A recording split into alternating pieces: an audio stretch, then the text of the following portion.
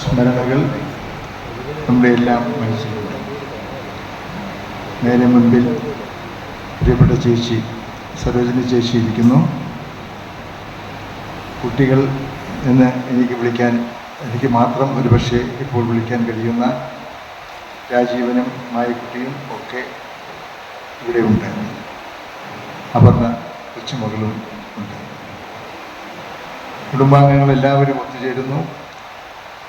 ആ കുടുംബത്തെ സ്നേഹിക്കുന്ന, കുടുംബത്തിലെ അംഗത്തെ പോലെ ജീവിച്ച ഒട്ടേറെ ആളുകൾ, പല തലമുറകളിൽപ്പെട്ട ആളുകളുടെ സംഗമ വേദിയാണ് ഇത് എന്ന് ഞാൻ ഓർക്കുന്നു.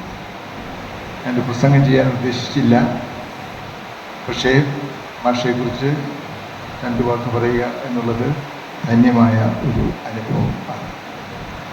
ഞാനൊരു 9ാം ക്ലാസ് വിദ്യാർത്ഥിയായിരിക്കുന്ന സമയത്താണ് മാഷെ പരിചയപ്പെടുന്നത്. അങ്ങനെ ഒരു ധീരനായിരുന്നു ആ കാലത്ത് ഞാൻ. എൻ്റെ സ്കൂളിലെ സാഹിത്യ സമാജം സെക്രട്ടറി ആയിരിക്കെ വലിയ സാഹിത്യകാരന്മാരെ കൊണ്ടുവന്ന് സംസാരിപ്പിക്കുന്നതിന് എറണാകുളം നഗരത്തിലെത്തിയ ഒരു 9ാം ക്ലാസ് വിദ്യാർത്ഥി. ആ വിദ്യാർത്ഥിയാണ് അന്ന് എറണാകുളം മഹാരാജാസ് കോളേജിൽ ജോലിയിൽ പ്രവേശിച്ചിരുന്ന വൈനി കുറുപ്പ് എന്ന അധ്യാപകനെ പരിചയപ്പെടുന്നത്.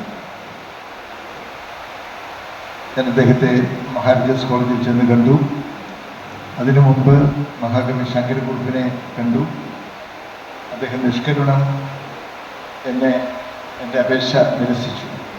ഒരു സ്കൂൾ വാർഷികത്തിന് പ്രസംഗിക്കാൻ ക്ഷണിക്കാൻ ഈ വിദ്യാർത്ഥി അധ്യാപകരാരും കൂടെ വന്നില്ലേ എന്നായിരുന്നു ചോദ്യം. കുഞ്ഞികൃഷ്ണൻ മാസ്റ്ററുണ്ടായിരുന്നു. അദ്ദേഹവും അതുപോലെ എന്നെ തിരസ്കരിച്ചു.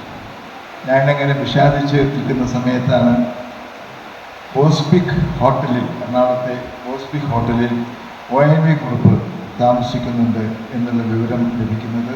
ഞാൻ നേരെ പോയി. ഉച്ച കഴിഞ്ഞ് 2 മണി സമയം ആയിരുന്നു. മുറിയുടെ പാതി തുറന്ന വാതിലിലൂടെ എത്തി നോക്കാതെ ധൈര്യമായി കതകിൽ മുട്ടി. പെട്ടെന്ന് കൃഷകാത്രനായ മാഷ് ഇറങ്ങി വന്നു. കൃഷകാത്രനായ ഞാൻ എൻ്റെ അപേക്ഷ സമർപ്പിച്ചു. മാഷനോട് ചോദിച്ച ചോദ്യം കൂടെ അധ്യാപകരുണ്ടോ എന്നായിരുന്നില്ല. ഉച്ചഭക്ഷണം കഴിച്ചോ കുട്ടി എന്നോട് ചോദിച്ചു.